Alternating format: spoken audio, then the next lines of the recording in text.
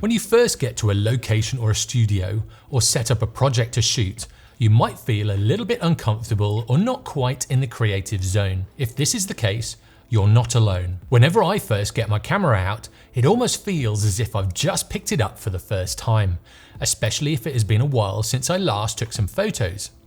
I even find this so even if I was shooting the day before, and this is all to do with warming up. It's a bit like going to the gym or doing a sport.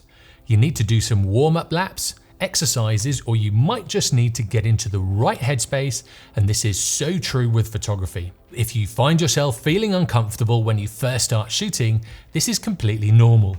You just haven't warmed up yet. So take a load of shots that you'll more than likely not use to start with, and in knowing this, it'll take away some of that pressure you might be feeling.